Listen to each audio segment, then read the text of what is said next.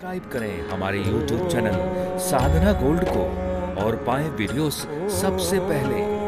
Bell icon दबाना ना भूलें। आपके साथ आपके सत्कर्म जाएंगे।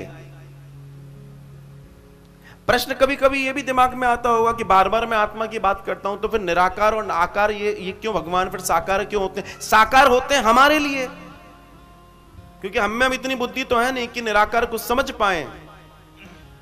तो जब वो साकार होगा तो तुम साकार पूजन करोगे, तो साकार पूजन में तुम्हें सब लगेगा।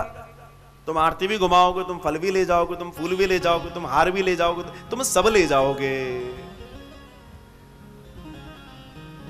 दोनों प्रक्रिया हैं, लेकिन कोई एक प्रक्रिया को तो साधना ही पड़ेगा।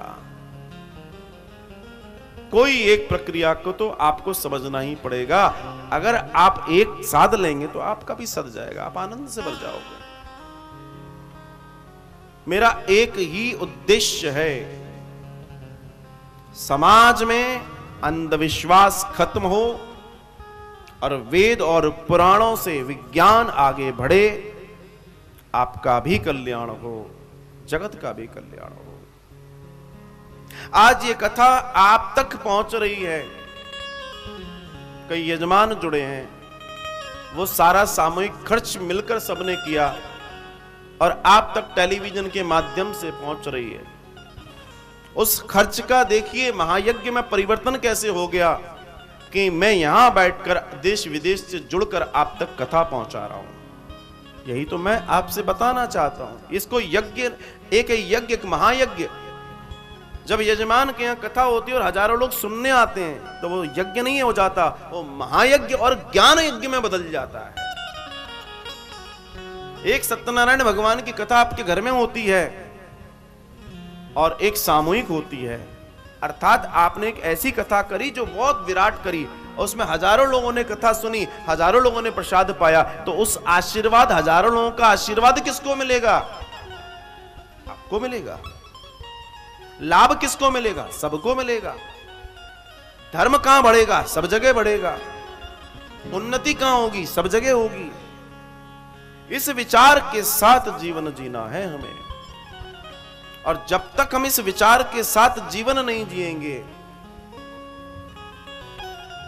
जीवन वैसा हो ही नहीं सकता जिस जीवन की आप कल्पना करके बैठे हैं। सर्वजन हिताय सर्वजन सुखाय।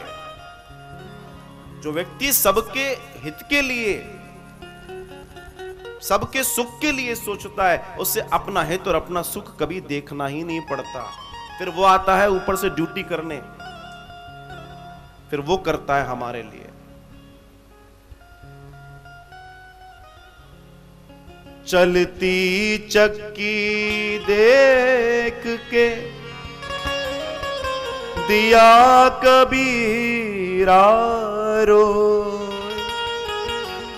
दोहे पाटन के बीच में साबुत बचा न को।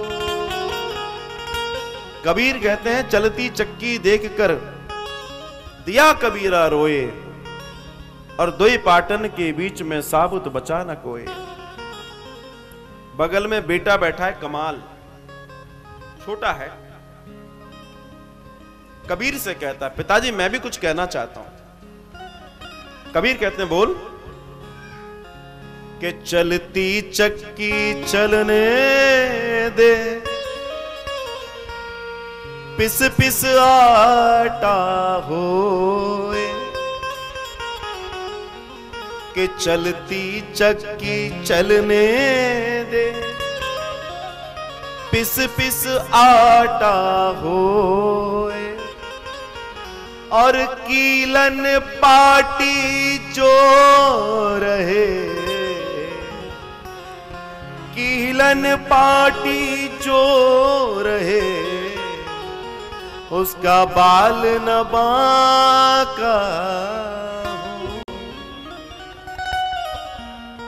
पिताजी चलती चक्की चलने दो, पिस पिस आटा होए, लेकिन कीलन पाटी जो रहे उसका बाल न बांका। जो कील में फंसा हुआ अन्न होता है ना, चक्की अगर आपने देखी हो, सेंटर और कील, उसका अनाज कभी पिसता नहीं है महाराज, वो घूमता रहता है, उस पर प्रभाव नहीं पड़ता उन चक्कों का।